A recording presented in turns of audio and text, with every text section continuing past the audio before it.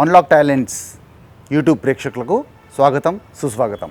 నేను ఈశ్వర ప్రగడ హరిబాబు, హైదరాబాద్లో తెలంగాణ హైకోర్టులో అడ్వకేట్గా ప్రాక్టీస్ చేస్తున్నాను.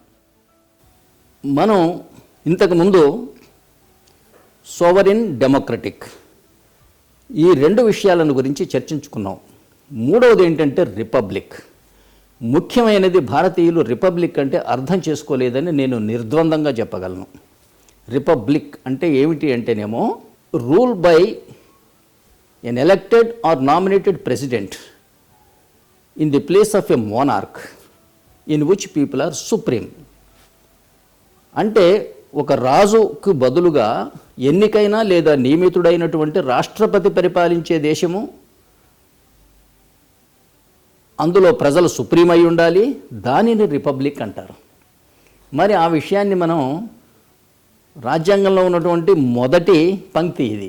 దీనిని మనం అర్థం చేసుకోకుండా ఇందాక మీకు చెప్పాను, మెజారిటీ ఉన్నవాడు పరిపాలిస్తే ఏవేవి అపకృత్యాలు జరుగుతాయో. అందువల్ల నిజానికి ఎన్నికైన మనిషి భారతదేశంలో ఎన్నికైన కార్యనిర్వాహకాధికారి రాష్ట్రపతి ఒక్కడే.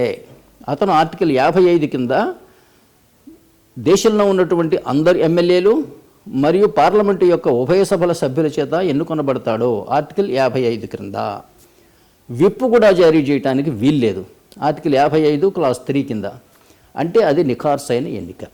అంతే తప్పితే అసెంబ్లీలో మెజారిటీ ద్వారా ముఖ్యమంత్రి అవ్వటం, లోక్సభలో మెజారిటీ ద్వారా ప్రధానమంత్రి అవ్వటం పాకిస్తాన్ రాజ్యాంగం ఆర్టికల్ 91 మరియు 130లో ఉన్నాయి తప్పితే భారత రాజ్యాంగంలో లేవు. ఈ కారణంగానే మీకు పాకిస్తాన్లో మెజారిటీ సాధించి ప్రధానమంత్రి అయిన వ్యక్తి ఏం చేస్తున్నాడో మనకు తెలుసు. ఓడిపోయిన వ్యక్తిని ఉరైనా తీస్తాడు, జైల్లో అయినా పెడతాడు, లేదా ఈయన అంతకన్నా ముందే పారి అయినా పోతాడు. ఇలా మెజారిటీ ఉన్నవాళ్ళు పరిపాలించటం, దానికి రెండవది కార్యనిర్వాహక వ్యవస్థ అనేది లేకపోవటం అనేది ప్రజాస్వామ్యంలో పెద్ద లోపం. అది ప్రజాస్వామ్యం కానే కాదు. మరొక పెద్ద దురవగాహన భారత రాజ్యాంగం గురించి జరిగింది ఏమిటి అంటే,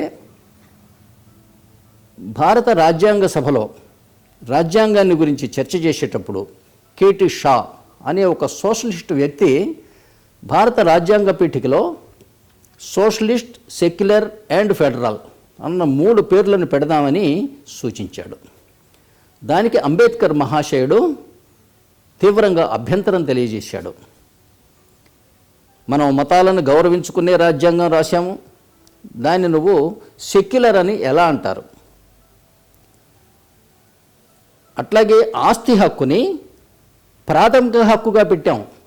ఆస్తి హక్కును ప్రాథమిక హక్కుగా పెట్టి ఈ దేశం సోషలిస్ట్ అని ఎలా అంటారు? అట్లాగే భారతదేశంలో ఎన్నికైన కార్యనిర్వాహకాధికారి రాష్ట్రపతి ఒక్కడే. అతను తప్పితే ఎన్నికైన కార్యనిర్వాహకాధికారి భారతదేశంలో మరొకడు లేడు. భారతదేశంలో ఉన్న ప్రతి ఒక్క వ్యక్తి, మంత్రులు కానివ్వండి, గవర్నర్లు కానివ్వండి, attorney general, auditor general, supreme court జడ్జిలు, హైకోర్టు జడ్జిలు, everybody is appointed by the president of India. కాకపోతే రిమూవల్ ఆయన చేతిలో లేదు. కొంతమంది విషయంలో మంత్రుల్ని, గవర్నర్లని, అటార్నీ జనరల్నేమో ఆయన ఎట్ ప్లెజర్ ఇష్టానుసారంగా తొలగించవచ్చు. కానీ హైకోర్టు, సుప్రీంకోర్టు జడ్జిల్ని, ఎన్నికల కమిషనర్ని, తర్వాత అకౌంటెంట్ జనరల్ని, వీళ్లను మాత్రం తొలగించడానికి పార్లమెంట్లో ఉభయ సభలలో 2/3 మెజారిటీతో తీర్మానం కావాలి. ఈ విధంగా ఏంటంటే భారతదేశంలో రాష్ట్రపతి తప్పితే మరొకడు ఎన్నికైన మనిషి లేడు. అందువల్ల భారతదేశాన్ని మనం యూనిటరీ అనుకోవాలి. ఇది ఫెడరల్ కాదు. ఇది అయినా ఫెడరల్ అంటే కేంద్ర రాష్ట్ర ప్రభుత్వాల సంబంధాలను నిర్వచించే పదము కాదు. ఫెడరల్ అంటే కేంద్రము అని అర్థం. మీకు అమెరికా ఫెడరల్ ఎందువల్ల అంటే అమెరికా అధ్యక్షుడు ఎన్నికైన మనిషే, రాష్ట్రాలను పరిపాలించే గవర్నర్లు కూడా ఎన్నికైన మనిషే. కానీ భారతదేశంలో అందుకు భిన్నంగా రాష్ట్రపతి తప్పితే ఎన్నికైన కార్యనిర్వాహకాధికారి మరొకడు లేడు. ఈ వీడియో మీకు నచ్చినట్టయితే లైక్, షేర్, సబ్స్క్రైబ్ చేయండి.